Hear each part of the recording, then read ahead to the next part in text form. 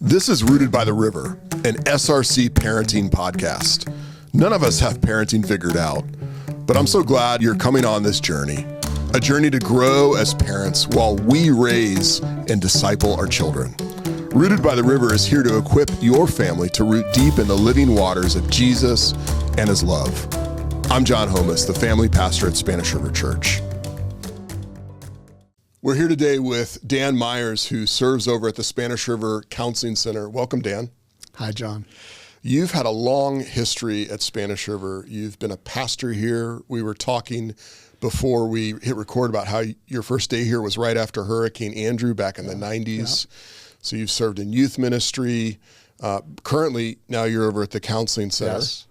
And you're focusing and specializing in premarital counseling, marital counseling, Yes. and grief. Yes. That's correct. And I worked at our school for a number of years.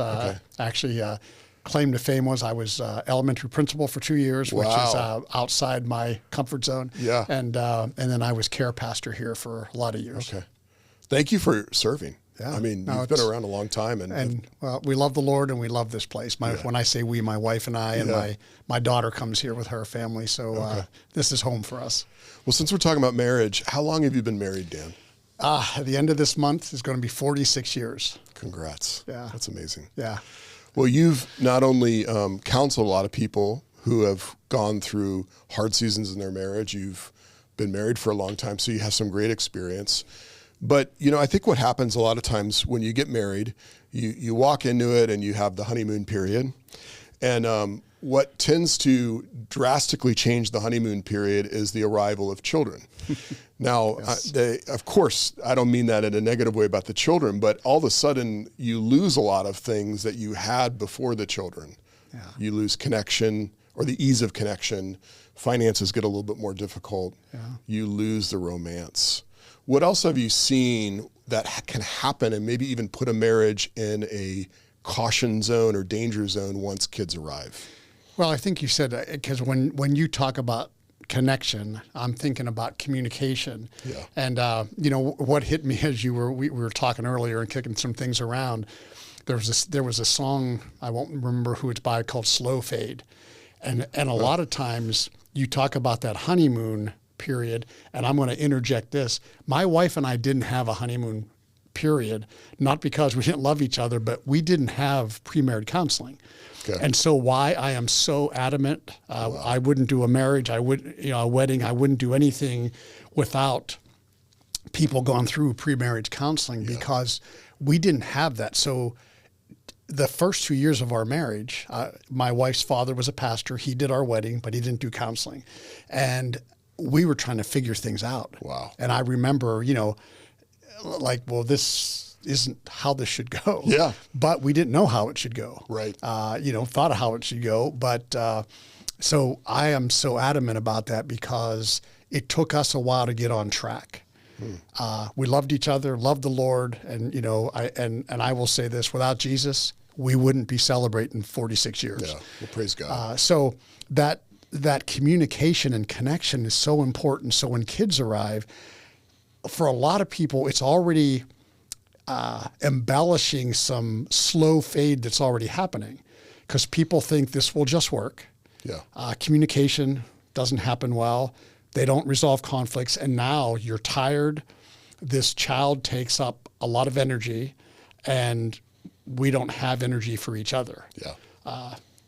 And there's a lot of things, physical stuff for the wife changes because that first month or two, her body has changed and the guy doesn't quite understand it and he's not meeting her needs already. So anyway, there's this sort of a tumbling snowball effect coming down the hill that people get hit with. Right. Well, the good news about what you just said is if someone's experiencing that, it's actually normal, right? Yeah. Oh, yeah. Yeah, it's normal. For sure. Yeah, I remember when we had our first child, and I felt in a sense like, it's like, where'd my wife go? Yeah. And it wasn't that we didn't love each other. It was just that the presence of our first child totally changed the dynamic. Yeah. And she was going through her own journey as a mother that I didn't quite have the tools to even understand. Yeah.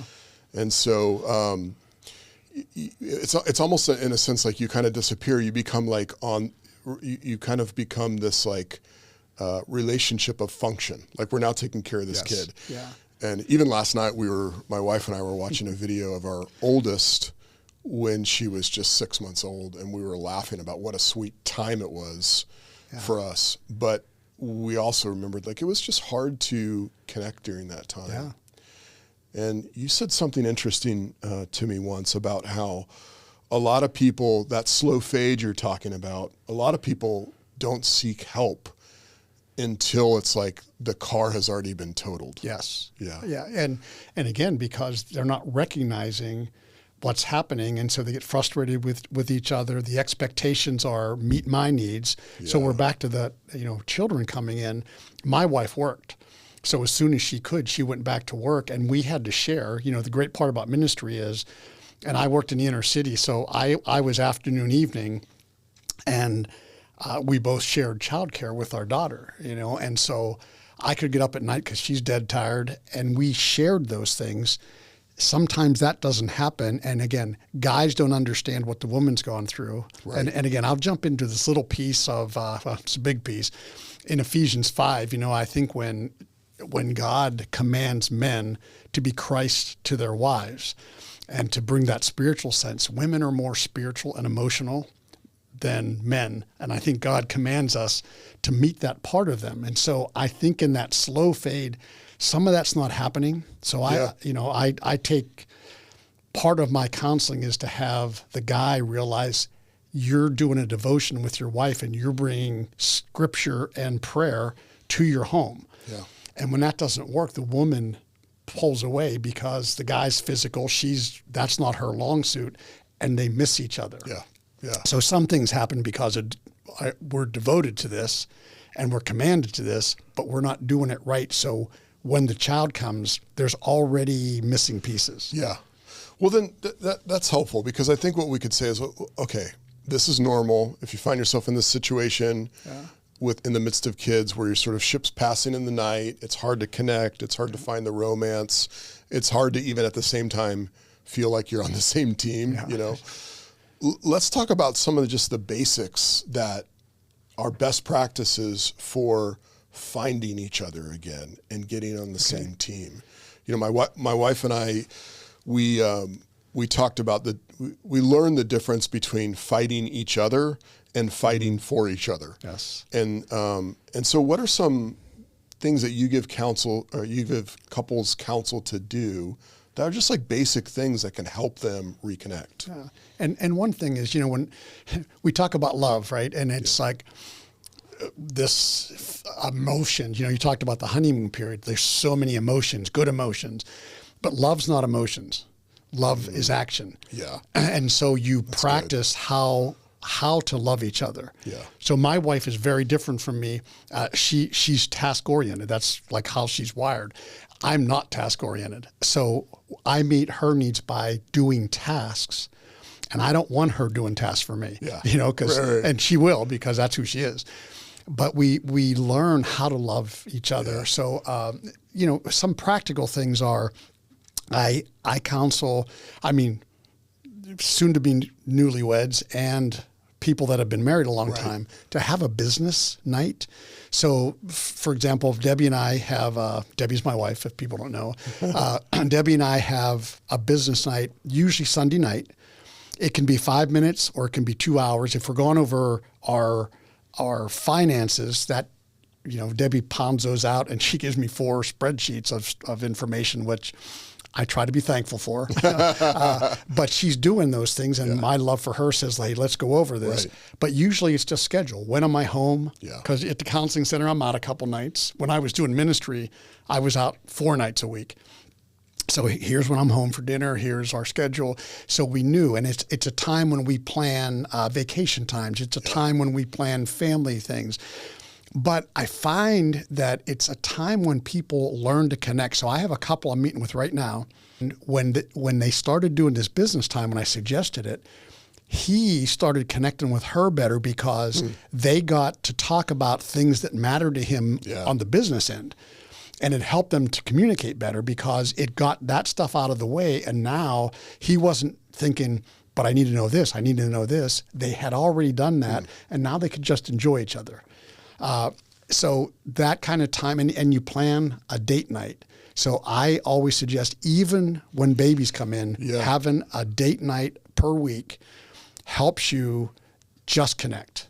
And date night does not happen on business night. No. And date night isn't a Bible study you're in, and date night's not counseling when they come to me. That's not date night. Right. Date night is you rest your phones, you don't talk about your kids, you don't talk about work, you talk about each other, you look into each other's eyes. You don't go to movies because you don't sit for 2 hours and have a date because you don't talk.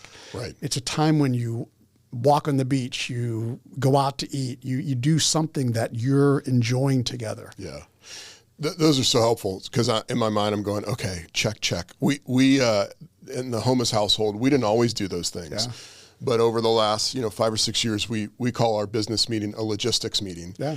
And it's been interesting because we had one last night, and we talk about the kids and what they're doing and scheduling and who's picking up, and then we get into the financial side of the family. It's interesting because it really turns into a time to connect. Like, what fears come up, hopes and dreams for the futures come up, frustrations, and so that's been interesting. And then when to piggyback on date night, my wife had told me that date night was really important to her. And I was always like, you know what? It's expensive. You're looking at $50 to $100 for dinner, $50 for food or for childcare. And during COVID, we actually started this date night at home where I started paying the kids $1 to go to bed early. And at that time, at their age, they were like, this is amazing.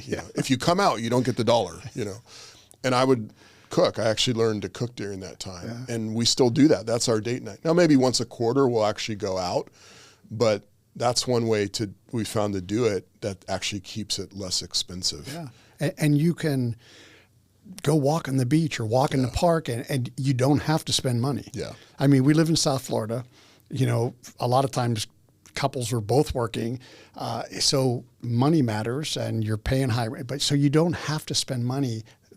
Important thing is you spend time together and you enjoy each other. And I think you and I talked about this earlier is you need to teach your kids that the most important thing, if we look at a hierarchy, Jesus has to be the most important thing in your life. Because, I'm telling you this, and my wife will watch this probably, the reason we're going to make 46 years is because Jesus is first. Yeah. She loves Jesus more than she loves me.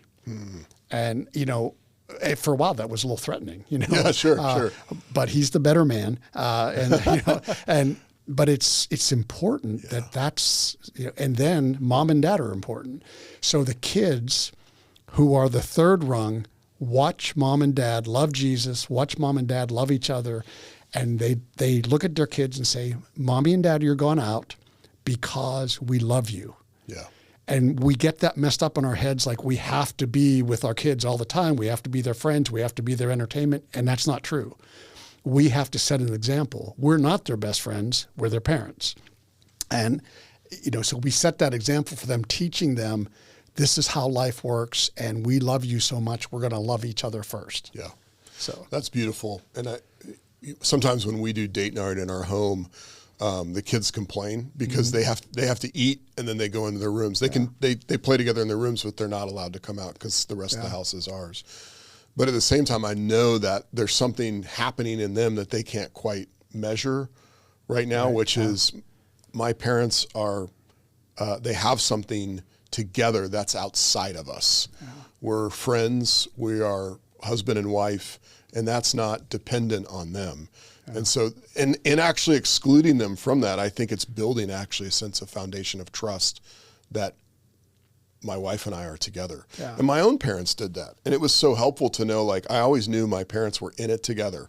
And so there's actually a gift you're giving by excluding your kids from that night. And you had great security, yes, knowing that your parents are doing it. I told you I'm big on pictures. I have to have a picture in my mind. Yeah, I love that.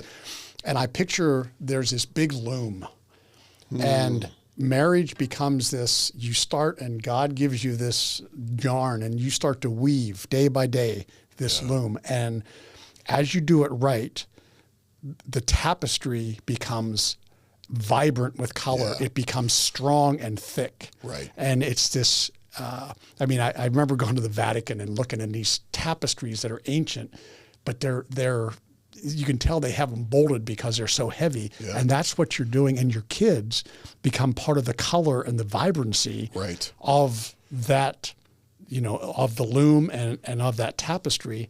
But the parents are the ones who are making the tapestry, Yeah. and the kids just become part of that. Well, when we talked about this before, and that's another way. I love the picture, by the way, because that's helpful. It helps you think more long term, and you're building something. But another way of saying that someone once said to me that I found really helpful was treat your marriage as if it's a third person in the relationship you have with your spouse. Yeah. So if it's just you and your spouse, it's I want, I need, you must do this for me, versus if the marriage is the third person, it's, well, I think it would be best for our marriage if we, we did these things. And it's not necessarily about you. It's this thing that you're building together, this tapestry. Yeah.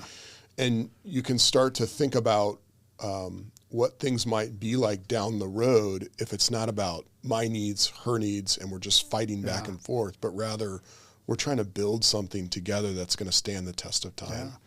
Well, and the word that comes to me in that is expectation. Yeah. We enter in and we have these expectations of, what my wife is going to be. Yeah. This is what she'll be to me. And she's got expectations saying, well, this is what he'll be. You've heard a lot of wives will be, well, he's got these habits I don't like, but he'll change for me. And I'm like, probably not. But when our expectations change, and I think of Philippians 2, we have that beautiful passage from 6:11 about Jesus, but it says, have this mindset that Jesus had. And it talks about loving the other one better. And we're talking about generally how we treat each other, but when we're in marriage, loving my wife more than I love myself. It doesn't say I don't love myself, but it says I love her more. And her interests are more important than my interests. Yeah. Doesn't mean my interests don't matter, but if I look to her interests, and that's our team. We're a team fighting for the same cause. So, we watch sports. We're back in football season, and if praise God. Yeah, I'm so grateful. Yes. But if people on the team are selfish, team doesn't win. I don't care how good they are. Yeah. They don't win unless they all function together. And that's a good marriage. We function together. I mean, I think we talked about being yoked. Colossians 3:12 through 14. There it says that, there's a picture of us being yoked, but it's that we look to each other and others' interests. And so we hold each other up. And it's like when my wife celebrates, I celebrate. When we're sad, you don't know this, and this isn't take this up, but my sister died last week. And, my wife and I are grieving that together. One, because she had a relationship with her, and, and my kids are sad, and my nephews are sad, and my brother-in-law. And it's one of those pictures where we are sad together because that's what love does. Yeah. And in your marriage, we're a team, and I think the word we don't use enough in marriage is we're friends. I think there's a lot of people sitting in our pews at church and on Sunday that say they're there, we love each other, but they're not friends. Yeah. I enjoy going places with my wife. I'm better when she's there. Yeah. I have gifts God gave me, and I'm an extrovert. And my wife's an introvert, but she can go open doors. I always call her, she's my door opener. She will walk into any place, and she's very good with yes and no. I'm not. I mean, I'm a pleaser. And she makes my life so vibrant and comfortable because she's my friend. Yeah. And I think we lose that piece when we talk about the slow fade. We're not friends anymore. Right. And I think just enjoyment of finding things to do together, find fun together. And again, when you add kids to that, kids become part of the friendship. Right. Of we're part of this great thing, just like you talked about your parents. Yeah. Security. Right. Security. Reminds me of something Chan Kilgore said, who was a pastor here for a little bit. He said that in marriage counseling, if the couple comes to him and they want Chan to change the other person, he'll meet with them once, but he'll just say, hey, I can't help you. Yeah. Because if you're only about fixing the other person and you're not willing to look at you and change you, then we can't help you, Yeah. But I think that's interesting what you said about being friends, because I think one of the ways to find each other again is to start looking at what you've contributed to the mess. Yes. And start to say, you know what, I could have done this differently. I could have done this better. I could have respected you more. I could have honored you more. You told me not to do it and I did it anyway.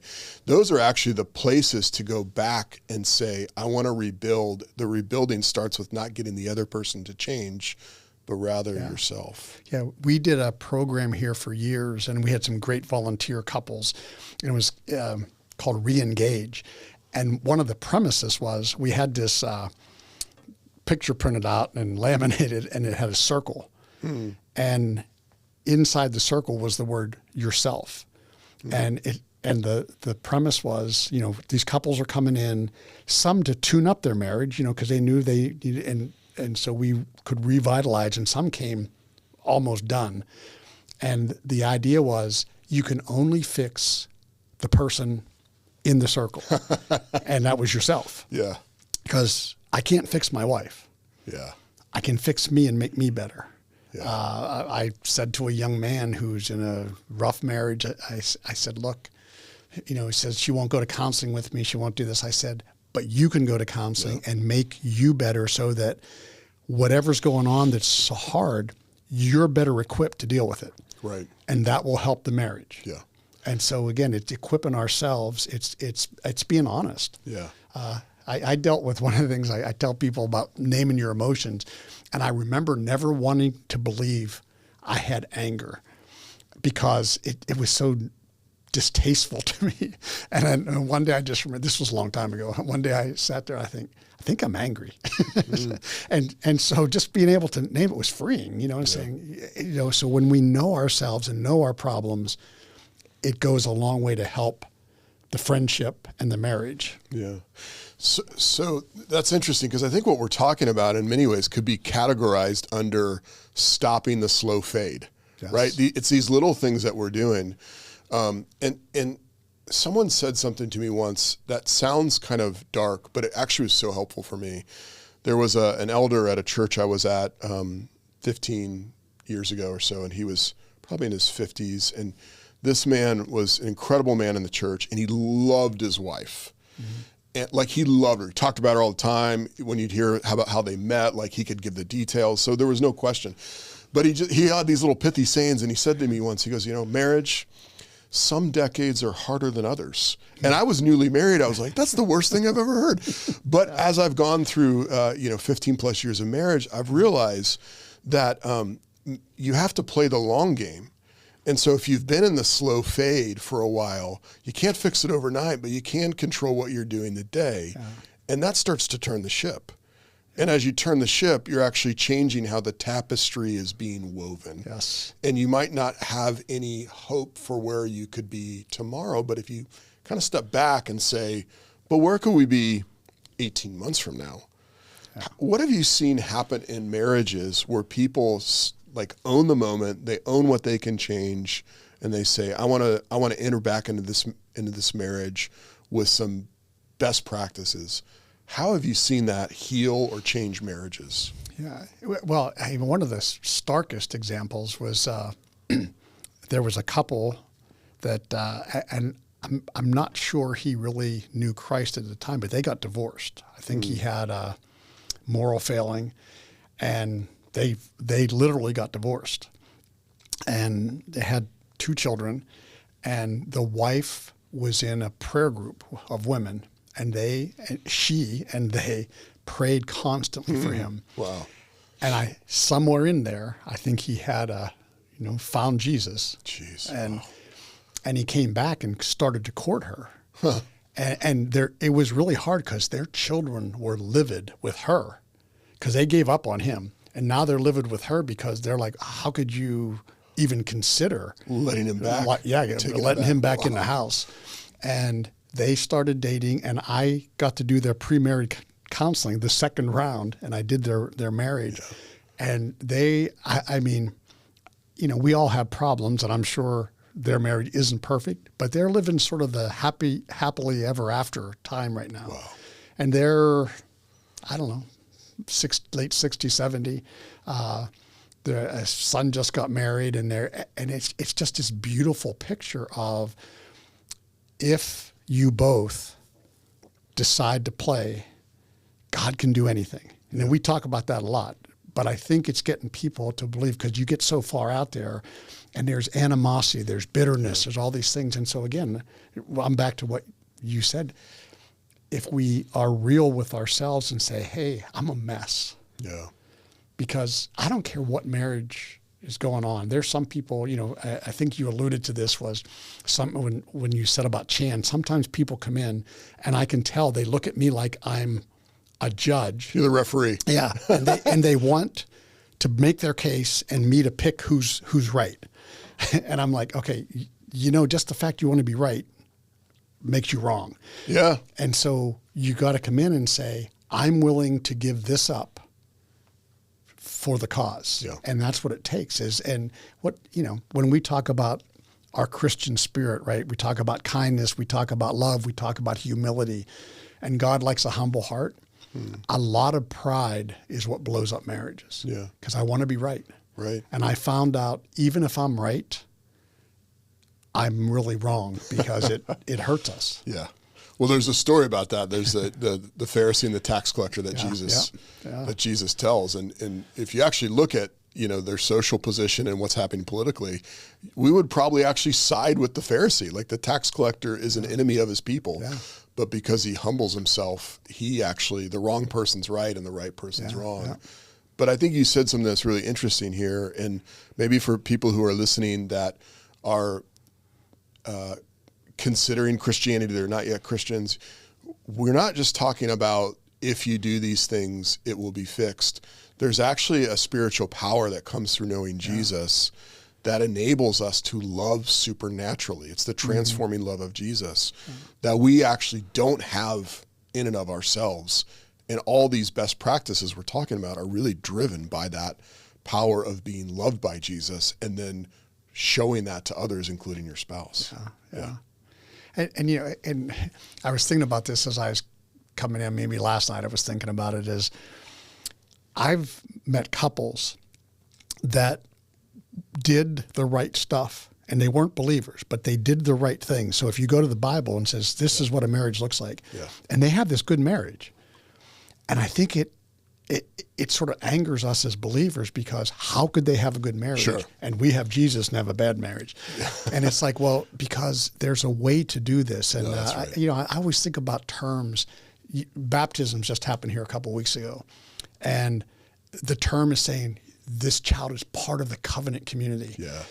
In Malachi 2, I think it starts at 14. Forgive me if I... We'll forgive you for one verse. Yeah, yeah. So, and it talks about what marriage is, and it's a negative, because the religious leaders, the priests, God is not accepting their sacrifices because they're divorcing their wives. They're not being faithful to the covenant, and it lays out. I use this in weddings sometimes. This beautiful picture of marriage. It says that God is a witness between the wife of your youth and you. And God makes a covenant with them. So it's not just I'm making a commitment to my wife. It's I'm making a covenant with her before a holy God. Yeah. So it's bigger. So when we have that, it just gives me a better picture of saying, hey, this is not just about how I feel today.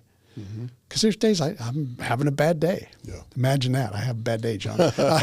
But when that happens, it's like, but I'm being held by a God who says, I'm your God, you're my person, and you're my people. And so our marriage is a covenant before God. And it says we're bound by his spirit, so we become one. So back to the tapestry. When my father died and I looked at my mother, her tapestry was torn and she had frayed edges. She was still this little person that she was, but she was no longer a whole entity. She was not two anymore. The oneness was gone. And you could tell she was just different. But that's what happens. But, she was married 63 years to my father, and she would not have changed to the pain that caused was because of deep love and an amazing tapestry. Yeah. Oh. One of my friends who's a pastor said this at a wedding, and I thought it was so profound, talking about this idea of covenant.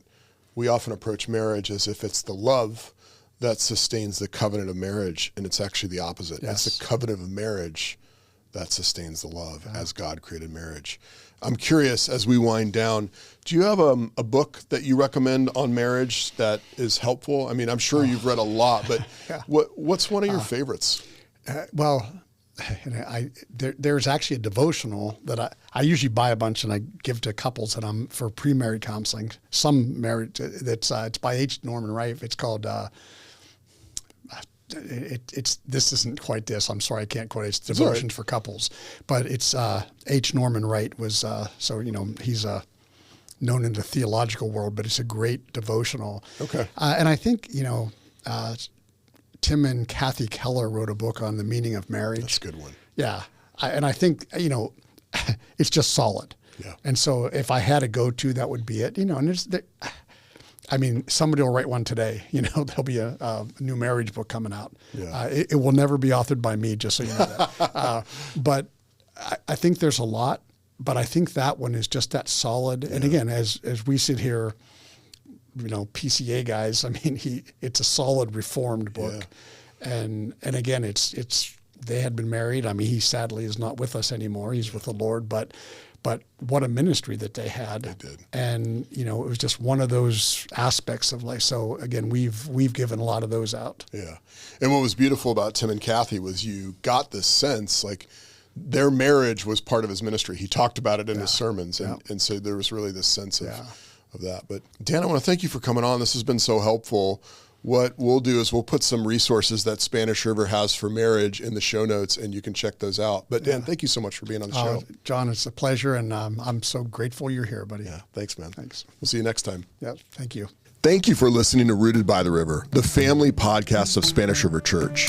If you're watching on YouTube, leave your takeaway from this episode in the comment section.